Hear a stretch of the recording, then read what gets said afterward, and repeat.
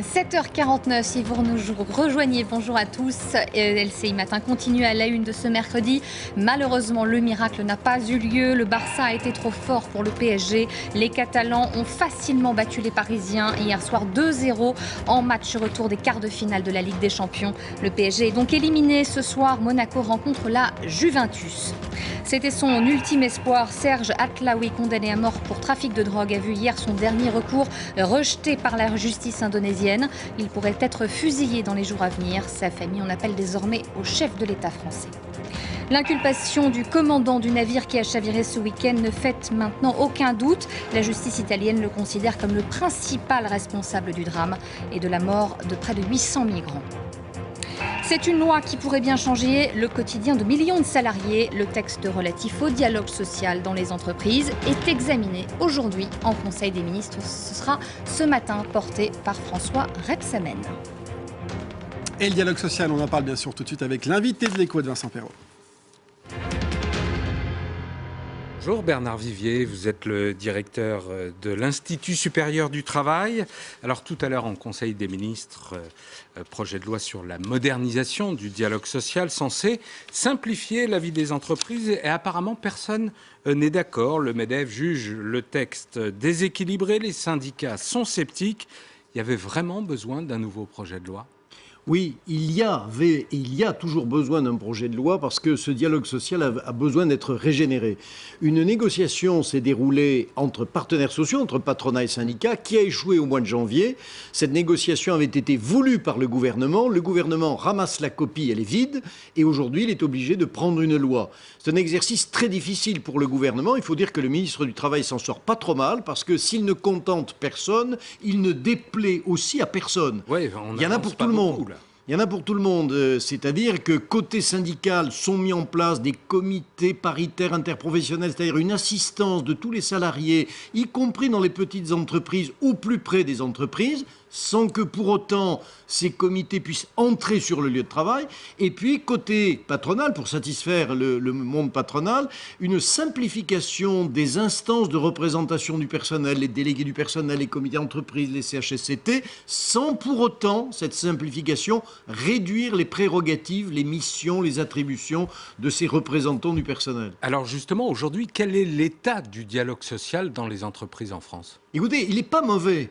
Nous recensons dans les branches statistiques publiées par le ministère du Travail il y a quelques heures simplement 900 accords de branche, 36 000 accords d'entreprise en 2014, c'est quelque chose de très bon. Nous avons un nombre de conflits du travail qui ne cesse de baisser et contrairement à ce qu'on pourrait croire, le monde du travail aujourd'hui, c'est davantage la négociation que la grève.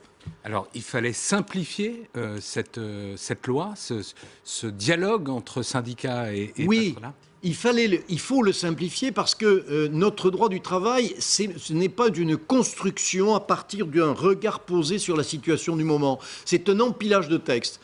Sans faire l'histoire, les délégués du personnel, ça remonte au Front populaire en 1936, les comités d'entreprise à la Libération en 1945, les CHSCT en 1982. Mais ce sont ces acquis justement que les syndicats craignent voir s'évaporer. Non, parce que les organisations syndicales comprennent elles aussi que trop de textes tuent finalement le dialogue social. Le comité d'entreprise, il y a aujourd'hui 17 consultations. Que veut la loi? 3 consultations.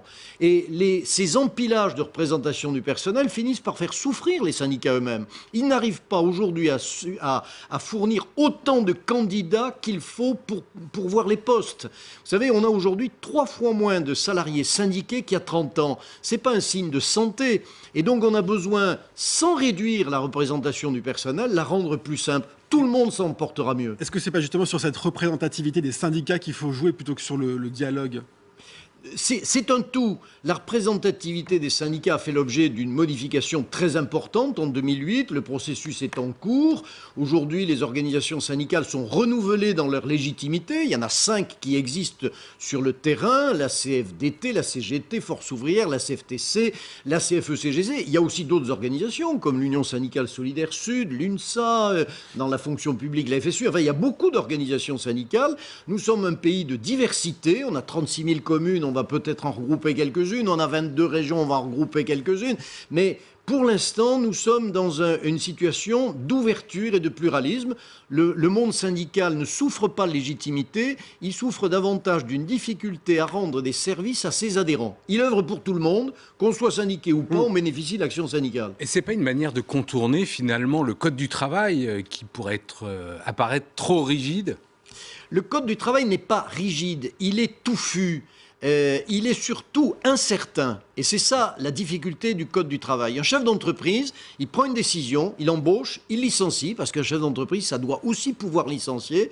Et il est toujours sous la menace d'une nouvelle réglementation ou d'un nouveau revers de jurisprudence de la Cour de cassation qui va dire « Attendez, vous avez licencié 40 personnes en 2012, mais aujourd'hui, en 2016, je vous indique que vous allez devoir les réintégrer. » C'est plus possible. Il faut sécuriser et les décisions des employeurs et les parcours professionnels des salariés. Mais on ne peut pas laisser les syndicats et le patronat faire leur boulot?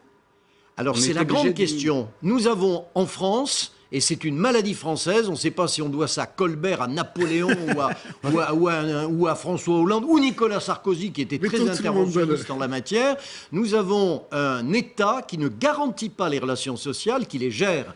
Et cette affaire du dialogue social le montre bien, la négociation est échouée. Pourquoi? Parce que le président de la République a dit en juillet, je vous donne jusqu'au 31 décembre pour négocier. La négociation a démarré mi-septembre.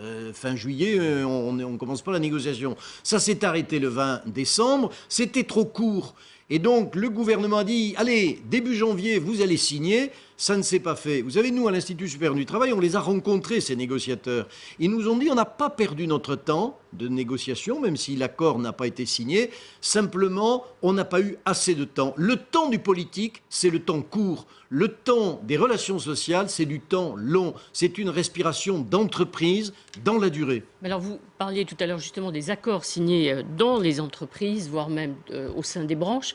En fait, c'est les grands-messes qui ne marchent plus ou qui ne marchent pas. François Hollande va renoncer à ces grandes conférences au Conseil économique, social et environnemental, parce que ça, on est dans le jeu des postures, ça ne marche pas. Alors que quand on décentralise, si j'ose dire, ça marche mieux. Exactement, Arlette Chabot, c'est exactement ça, c'est-à-dire que les sommets sociaux qu'avait installés Nicolas Sarkozy à l'Élysée, les conférences sociales qu'a installées François Hollande au Conseil économique, social et environnemental, tout ça, c'est... Non, le vrai travail, ce sont les négociations d'entreprise, 36 000 accords signés l'an dernier, dans les branches aussi, parce que c'est la régulation. Toutes les entreprises de la même branche fonctionnent selon les mêmes règles.